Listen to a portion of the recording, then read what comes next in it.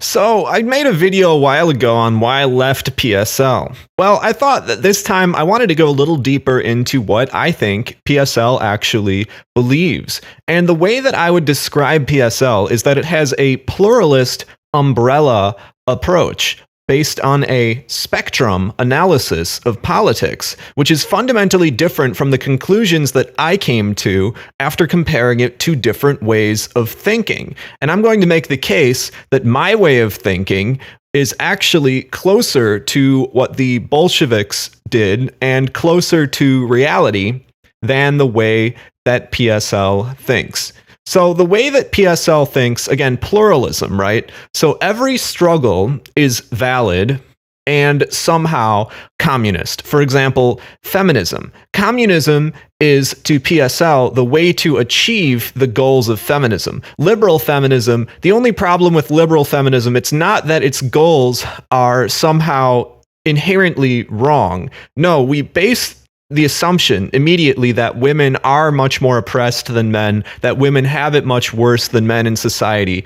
Take that premise, which you don't have to prove, and then say that liberal feminists simply will never achieve the true emancipation of women, unlike us communists, right? And this initial premise is never proven because it's part of the left cultural discourse to begin with. Right? And because the feminists will, of course, find every single statistic where women are worse off than men and fixate on those, every single story where women are worse off than men and focus only on those as a way to build some kind of case.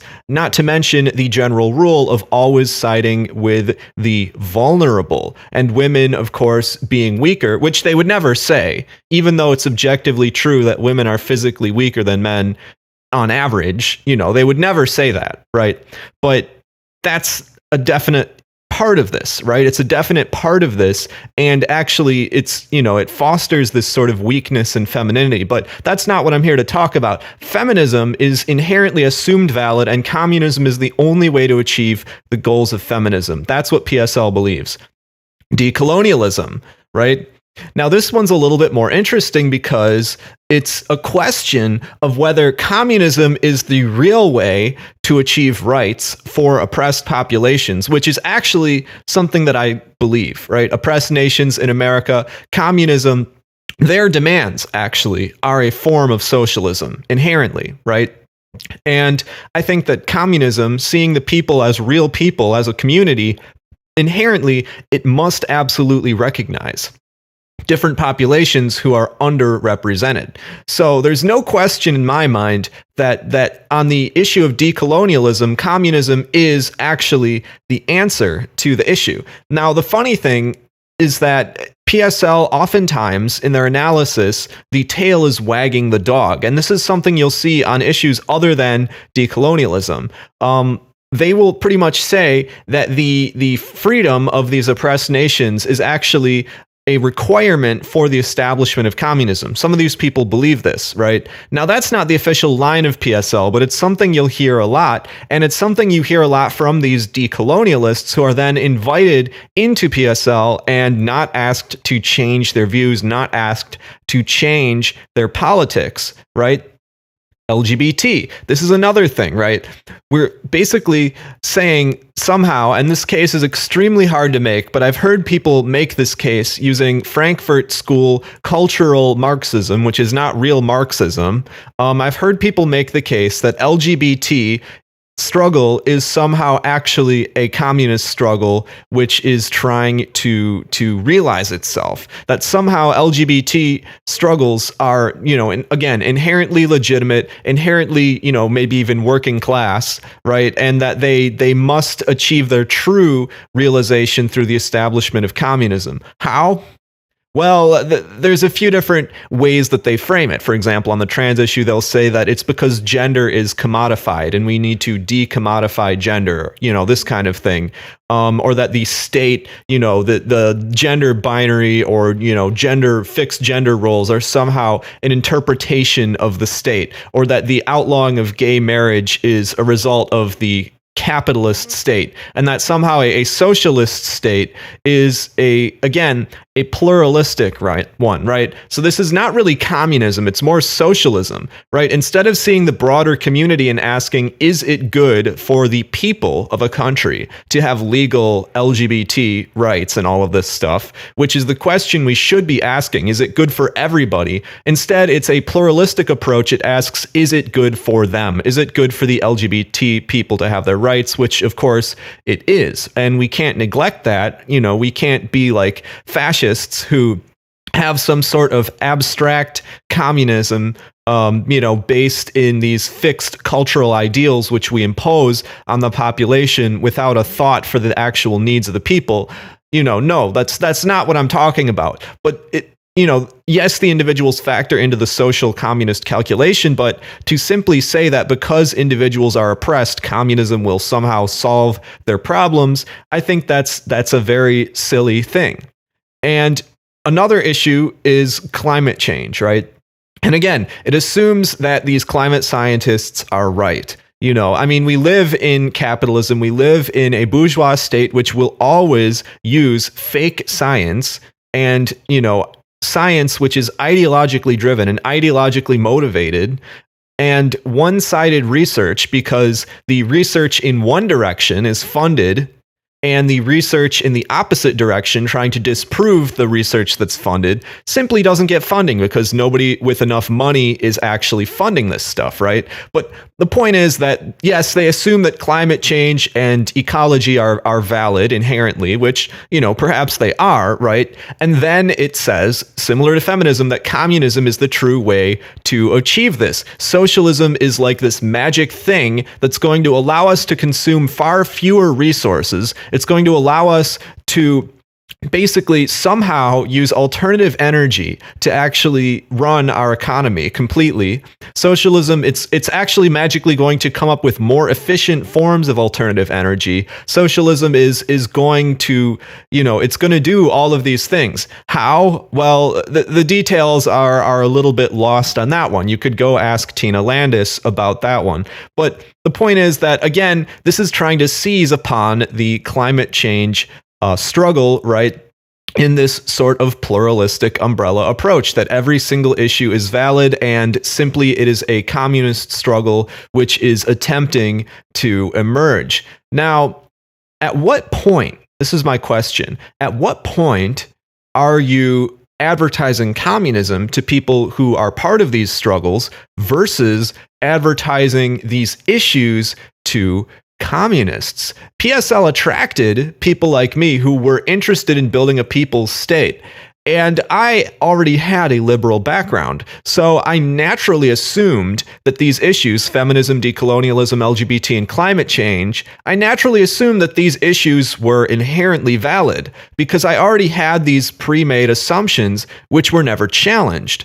Then I also thought that communism was good, that it made sense, and so I mashed it all together and I adopted the PSL ideology quite easily, quite rapidly.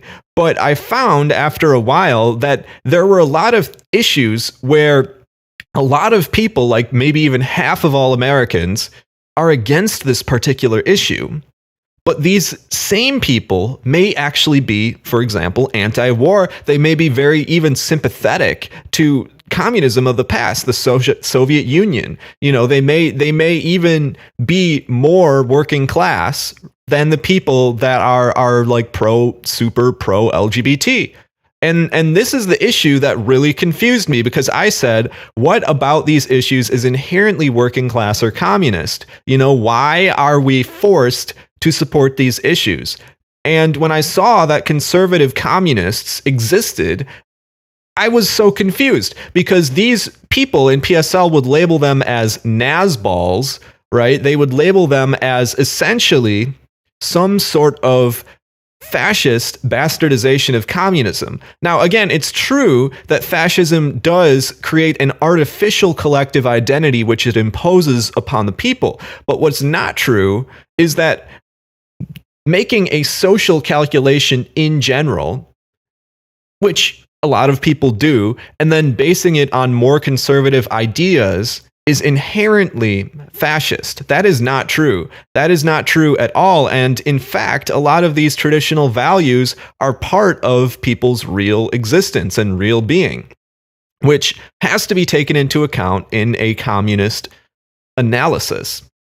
Now, PSL also did attract leftists to these issues, and what I found was that the people more like me who, even though I was liberal at the time, I was predisposed to create a new analysis which rejected a lot of these leftist issues, especially social and culture war issues. And PSL attracted people that were interested in these issues, and these are the people that seemed to stay so long as they were satisfied with PSL's approach to these particular issues. They are like single issue people that only care about their particular leftist issue. And PSL tried to educate them about communism and socialism and the Soviet Union and all of this. Well, I remember what happened. A lot of them would literally not do any of the reading, and they would be cooking during the class, or doing some other thing during our classes. And we never said, hey, well, sometimes we would say, hey, what are you doing? Like, can you try to actually listen to us? Can you try to actually study this stuff? Sometimes we did say that. Sometimes we did. But a lot of times these people got off the hook, especially those who had a sort of intellectual leftist background and were able to add their sort of gobbledygook to the mix and sound smart. And we just let them in, even if they didn't really understand communism, right? We let them speak. We let them even run the education. We let them run our outreach. We let leftists who had no idea about real communism do massive parts of the work that PSL is supposed to do without properly educating them. And they enabled people to come in who didn't know about this stuff either. And even if they do know about and understand this stuff, the PSL approach does nothing to address the fact that people are going to side with communism, essentially, but disagree with us on these things. And we even rejected people who were very much in line with PSL, but had some doubts about, for example, trans issues. In fact, that's the exact reason why I was kicked out of PSL. When I came in, I was very pro-trans. And after a while, I started to research the issue more. I learned about detrans people. I started to have a lot more skepticism and have a much more moderate view on the trans issue. I was never hateful. I was never anti-trans. But what I did was I had some disagreements with someone in the party who was trans about the issue, right? I said what I actually believe on the issue, and apparently I triggered them. And that caused a problem, and now I'm considered a hateful transphobe by PSL, which couldn't be further from the truth. I'm very, very tolerant and kind and, supporting of the trans people that I know. So it's not true, but because I had some moderation on this issue, I wasn't fit to be in PSL. So you tell me, is the dog wagging the tail? Is communism controlling these other issues and bringing people into communism? Or is the tail wagging the dog? Are these other issues controlling PSL's so-called communism and actually causing it to be weaker and less effective? Because I think in large part, it is the latter, right? So this is the view that PSL has on these issues. So we are like this umbrella, okay? We are creating a safe space for these oppressed people, right? So all of these people are oppressed, and it's communist jobs to take every oppressed group, women, LGBT, black people, oppressed nations, this kind of thing, as well as anybody who agrees with us on these sort of things. So like leftists even, or progressives, right? All of them need to come together under the PSL umbrella into the PSL safe space. And we create a sort of leftist space where all of this stuff is considered the truth. We create our little alternate reality, and this sort of PSL reality, which we're trying to create, has no room for disagreement. I mean, it has room for disagreement about things that are not based fundamentally in these issues, but the moment you have a disagreement on one of these issues, You're out, and you belong in the rain. You belong, with the fascists and with all of these other, people, right? Either you're part of the clique, you're part of the cult, or you're not, essentially. Now, this approach makes sense when the issue that you're dividing people on is something that is actually materially affecting the struggle, right? In a way that's when shit hits the fan, when things are really going down, this is what people are going to be fighting about, and this is what's going to be really important. But I'll get to that. And what I think that issue is. I don't think that issue is whether you are whether you are part of these groups. And so all of the groups that are under this sort of safe space umbrella, right? These people are part of this political spectrum model that PSL has, right? So on the left, we have communists and socialists. Socialists maybe being people who are, they want to create a new government or something, but they don't want the communist model, right? Social democrats, like Bernie people. Liberals, they're in the middle. Conservatives are on the right. And then you have libertarians on the right who are Milton Friedman was a libertarian. So libertarianism is how they destroyed the governments of Latin America. Libertarianism, it's evil. We can't ally with them, And then MAGA, they did Jan 6, guys. They're fascists, they're practically fascists. They're close to Hitler. They're almost Hitler, right? So we have to divide people into these groups. First, we have our leftist allies. PSL people love to use the term leftist to refer to allies, right? Leftists are our allies. Then the people that are liberals or even some conservatives and social democrats, we need to push them left. Now, some social democrats do get off the hook, and we don't actually try to push them left because they're extreme enough. These are the extreme enough social democrats, like the people in the IWW who want to wage a trade unionist struggle for social democratic freedoms. Those people who are, social democracy, reformism, right? Those people want to beg the government to change the law. They want to go in the streets and yell and say, change this law, or, end the blockade on Cuba, right? They just want to go in the street and yell and, that doesn't work. Well, if we don't get it, shut it down, right? So then they go Antifa, right? And they go burning things down and causing a huge ruckus and all of this, right? But these people, believe it or not, these anarchists, so-called anarchists, are still acting as social democrats because what they ultimately want is reform. They want healthcare. They want the government to change. And sure, they're calling for revolution because we don't get it, shut it down, right? But they're not actually creating a revolution. They're basically just very extreme reformists. They're reformists who are fed up and don't know what to do. And so instead of reading Lenin, or instead of figuring out, how do you actually build a people's state, they just go and yell in the streets. And those are the people, PSL will say that these are leftists and that they are on our side. Now, here is how I actually divide people, very simply. And this is how the Bolsheviks divided people too. All who oppose war, all who do not oppose war. That's pretty simple, right? All who oppose war, all who do not oppose war. Compare this. First we have people who are labeled left or considered left or support this variety of social issues or are members of these particular groups who have, actually very little to do with each other, despite the intersectional analysis attempting to bring them all together. Here we have all who oppose war and all who do not. All who want to rebuild our country instead of going to war, so that we can, have peace and cooperation with other countries and other nations, and all who do not, all who think that we need to invest more in wars. This I think is the real division. This is the real division, and when shit hits the fan, the state is going to be threatened, I think, more by the anti-war crowd than by any other group. I don't think the feminists are going to threaten the state. I simply don't. I don't think the LGBT groups, these rainbow pride groups, I don't think they're going to threaten the state. I think it is the staunch anti-war people who are the greatest threat to the state because they want the state to change direction, and it won't.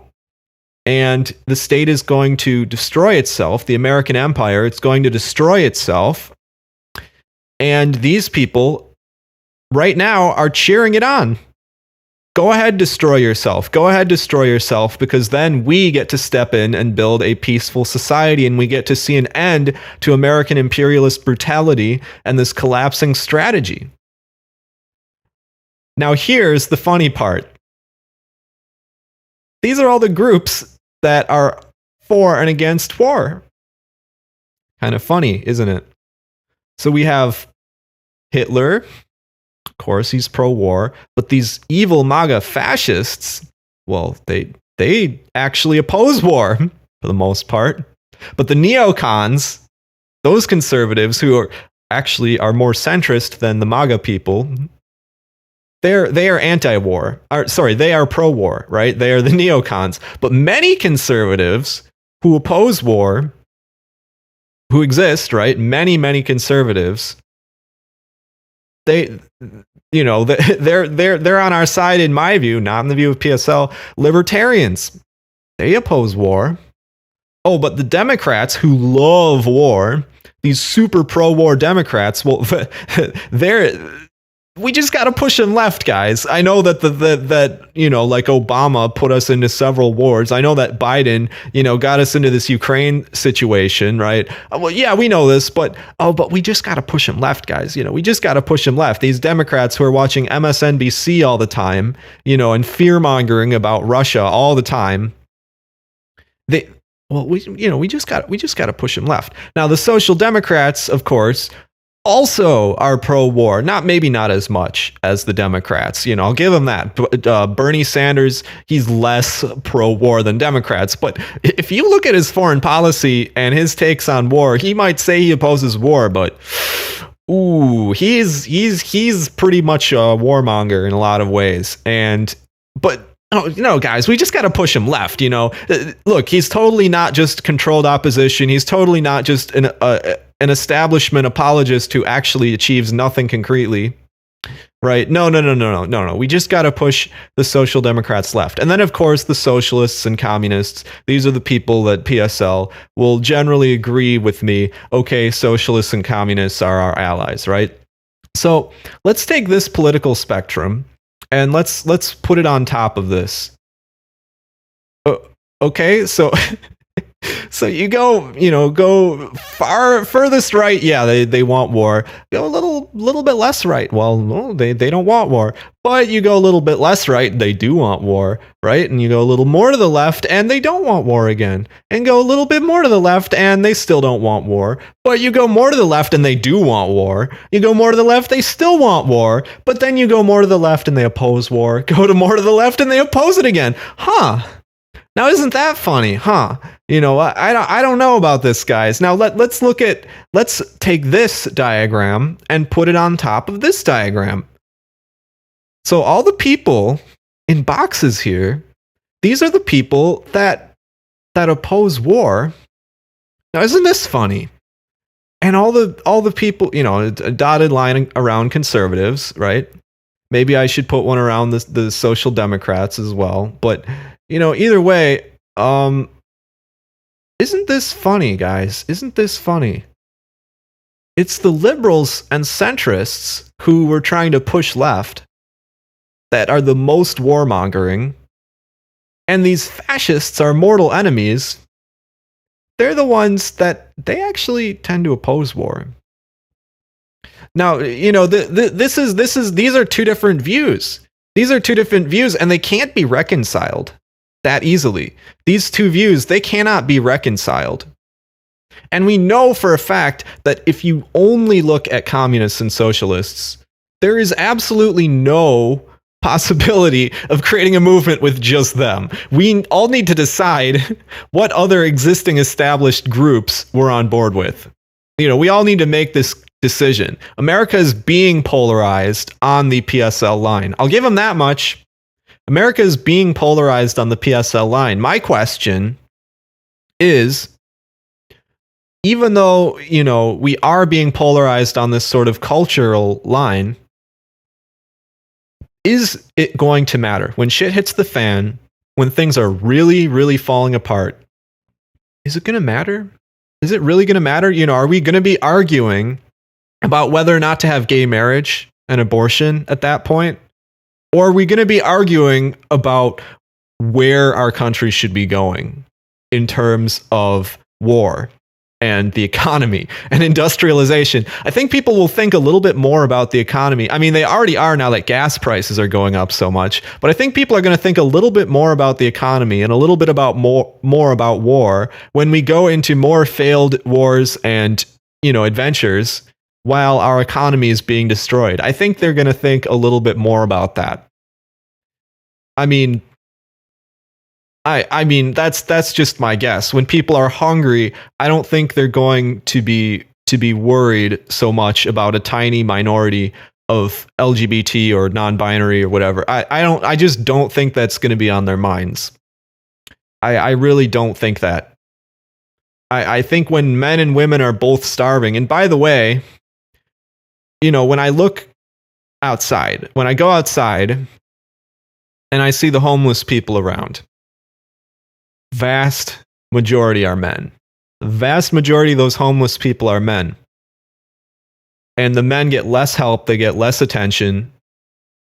So you tell me who's going to go hungry when shit hits the fan. You really think that people are going to let women go hungry over men? Just saying. Anyway, this is the real reason why I left PSL. This is the real difference in my thinking and my approach to that of PSL. And I think PSL's approach reflects a broader viewpoint. Okay, this is not just the Sam Marcy type view. This is a broader viewpoint. And if you scratch communism out of it, because a lot of people don't want to ally with communists or tankies. They label them fascists. They have their own whatever. It doesn't really matter that much because, it's not like communism is currently a huge movement. But if you scratch out communism, PSL's analysis is exactly the same as the vast majority of people who call themselves left or leftists. So, you tell me, right? You tell me, is the idea going to win? Is the way people are thinking now going to win over? Or is the actual material economic condition going to win over? I tend to think that the real conditions are going to win over. I think that these social cultural issues are a mark of privilege. I think that politics are going to get much more serious as things get darker. As rent goes up, it will go up. Inflation is still high. The inflation rate is still very high. And gas prices, they're not really going down. We released the strategic oil reserves, but that's going to run out eventually. What are you going to do then? It's not like things are getting any better with Russia and Europe now that the Nord Stream has been bombed. I mean, I don't think things are going to turn around anytime soon, economically. And that's gonna get a lot more people interested in politics, and a lot of people on the right are actually going to make the opposite mistake of the people on the left. See, the people on the left associate conservatism and anti-LGBT the same with pro-war and with economic devastation and inequality and all of that. They do. They genuinely do. And the people on the right associate the left, right, the pro-LGBT and Antifa, with the exact same thing. And now this is really funny, right? Like, for example, if your livelihood is being destroyed by the establishment, and then Antifa comes to your town and burns down buildings and businesses and homes and loots and does all of this, you're really gonna think that Antifa is its own thing separate from the establishment, which is trying to liquidate you? No, you're gonna see Antifa as people who are trying to liquidate you, just like the establishment. You are, absolutely. And you don't see anybody on the right coming to people's towns and burning shit down and all of this. I mean, we do have, there is a populist right movement which is doing its own thing, which leftists see as them preparing to side with the establishment in some sort of coming conflict. They see these as like paramilitary fascist groups, like, who are going to become part of some sort of Nazi crackdown on the people. These are both errors. These are both mistakes in thinking. And maybe there's a little bit of truth to them, but the real truth is that we have a lot more in common than we think. You have a lot more in common than you think. In fact, I may have labeled the center as pro-war, but the people on the center, just regular people, they're not so pro-war. They're not. We all kind of agree on the same things. We genuinely do. Most people hate war and love peace. Just gonna say, most people, they hate war and they love peace. And if they learn that opposing war is also going to fix our economy, I mean, that's a pretty sweet deal. That's a pretty sweet deal. I think that's a much better line, don't you? Don't you? I mean, if we want to really win over the broad masses of people, my bet is on that. My bet is on that. And that is a big ideological part of why I left PSL, and that is the shift that has occurred in my politics in recent years. And I think that this shift, because I shifted, I'm not special. Because I shifted, I think a lot of people are going to shift too. And I hope that by making this type of content, I'm going to help people to make that change. This has been Hertz from Bismuth. Remember to like the video if you like it, dislike if you don't like it, comment if you have something to add, maybe I missed something, subscribe for more, and share this video around so that other people can get the message. See you next time.